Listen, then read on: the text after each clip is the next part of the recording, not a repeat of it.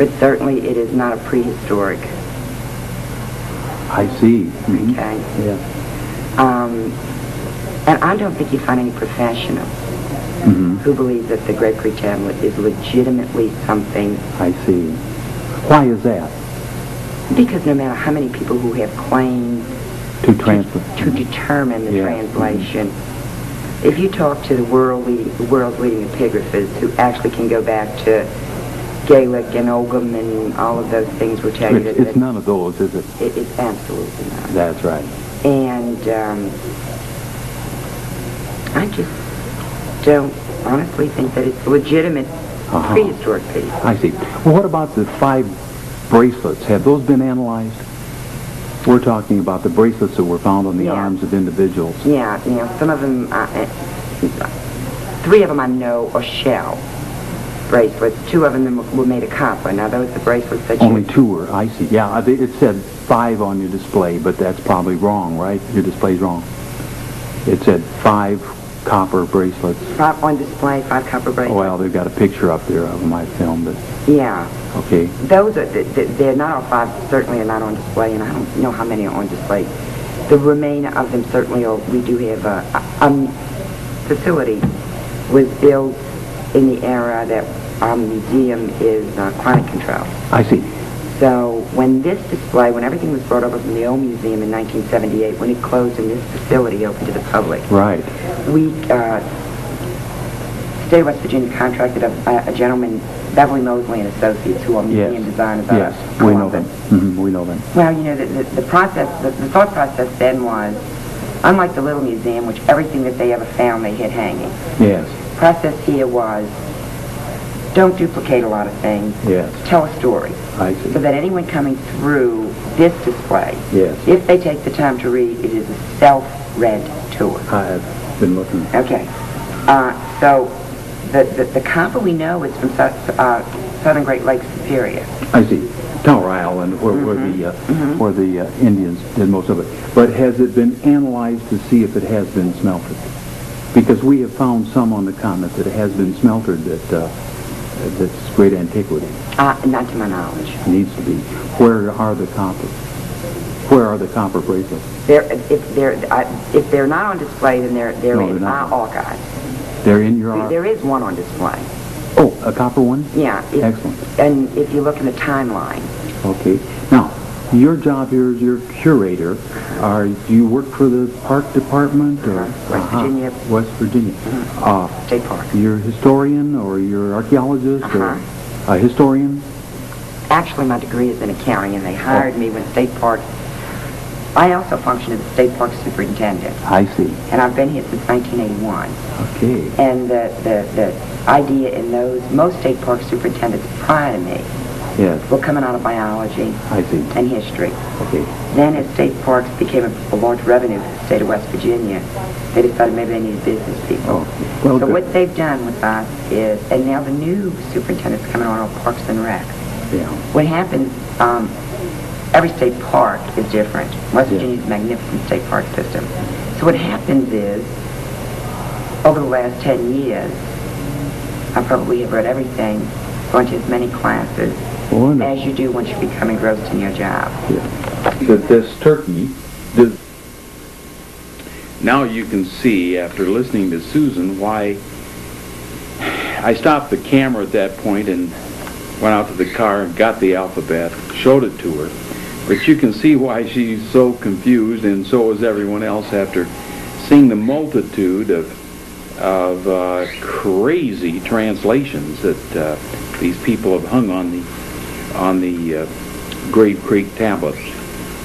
So at this point, I'd like to stop and give a little bit more background on the mound. Now, you heard that they thought it wasn't Christian, and the reason for that was it was before the Christian era, they said. The reason for that was the carbon dating that they did. They took core samples by running the drill bits down through the periphery of the mound.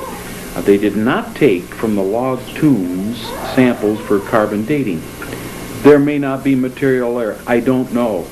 But they got it from the fill material, and it went back 2,150 years, plus or minus 225.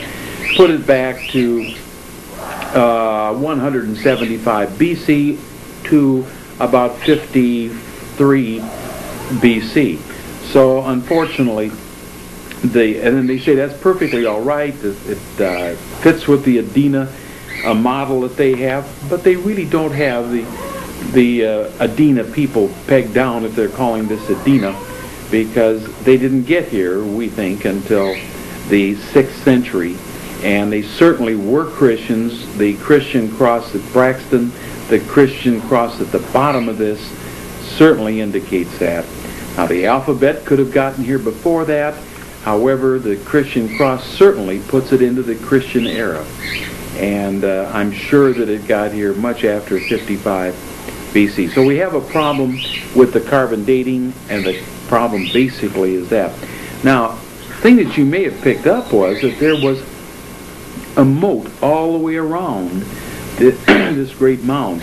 Well, there was another moat in Ashland around that big mound. There have been circles around, kind of moats around many of the other fortifications that we've found. I don't know if they're fortifications, but certainly mounds. The one at we've all looked at Mount Orab, for example, certainly has a moat and a ring around it. Now, the literature indicates that the moat was filled in the early 1800s. It wasn't there when it was surveyed, and that, of course, would be at the time that Henry Schoolcraft came to look it over and work with it. So, now we'll go to a few of the charts that I'd like to show you.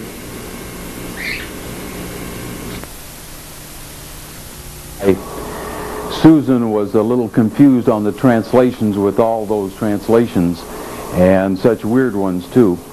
Well, let's take another look at the mound itself. This is, of course, the famous Squires and Davis etching that was done in 1848. This about 5 years after Schoolcraft had visited the mound.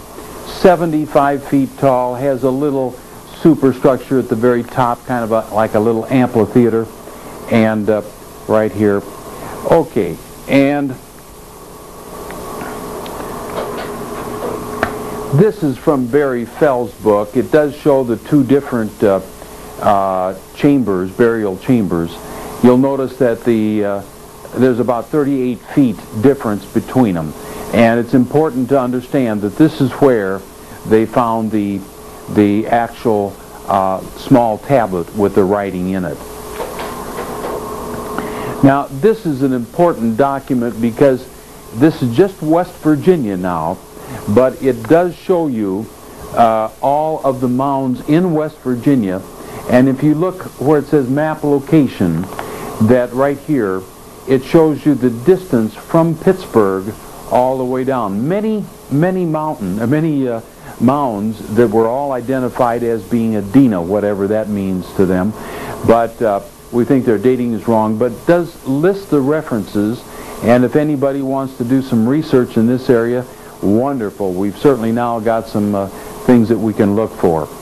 So here is coming down the river from Pittsburgh down to Grave Creek, which is 102 miles down right here at Moundville Bottom. Okay. Now, here's another glance at the actual stages.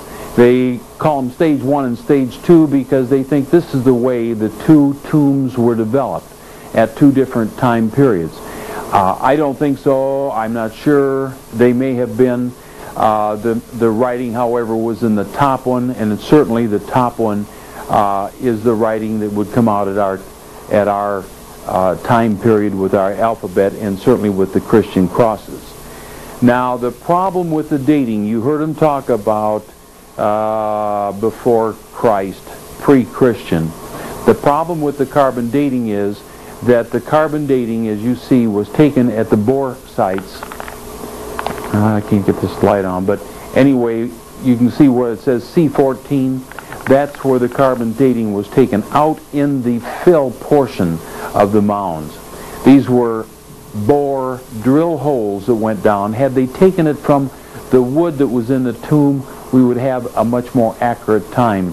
However, the time period that comes up on the carbon dating from these borehole sites, this is looking down from the top, you can see how conical, cylindrical it is. And incidentally, you notice that running out from it, you have trenches that go out through the actual moat.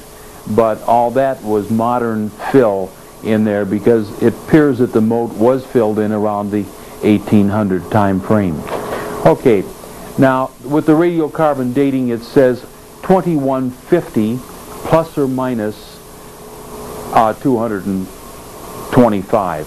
Now that really takes us from about 175 BC, not 200, up to about 75, 73 BC. So there's your time frame based on the radiocarbon little pieces of charcoal that they found out in the fill portions of the mound, and certainly not good enough for the type of work that we need to date this. It really needs, and then they even add insult to it. They say the 200 BC date seems entirely satisfactory for the late Adena activity at Grave Creek Mound. Well, we know it's not because of the Christian cross and so on. Okay, this, you notice the black portion at the top of the map where it says map area. That portion up on top there is the actual part that we're looking at. Tiny panhandle of West Virginia, the very tip, needle, a rabbit ear if you would. But anyway, as you come down that stretch, that's where we find the map. And that's, you see where Wheeling Bottom is, that's about where the bridge comes across I-70 today, and then about 10 miles down to Moundville is what you have. Now at Moundville, you notice that sharp hairpin turn there. That is the part we're going to be looking at a little closer. Now this is the map that Schoolcraft sketched out in 1843. Now the important thing here is that his north is going sideways. So again, this hairpin turn would really look like this if we put it on the map correctly. I'd like to come back because all of his lettering goes the other way, and you'll see that we have ancient earthworks in several different places, and you'll notice that hilltop, it says lookout, but those hilltop fortifications are lookouts, all right, because they control the river and you can see both sides of it from those lookout points, just like our hilltop fortifications that we have up and down. Now, where it does say large mound in red, that's where the actual Grave Creek mound is located. Okay, over to the right now is the mound in red down by the city. Okay, here is the tablet, and of course that brings us to the question is, what is the hieroglyphic at the bottom symbol? Is it a Christian cross, or does it have, in fact, an animal head on it? Well, if the cross had extended out as it did in Braxton, which is very definitely a British Christian cross, it would have gone farther than that little animal, and therefore the animal is not a chip. I think it's purposeful. I believe that is an eye on it, and I believe that it's either a bird or a horse's head, but it's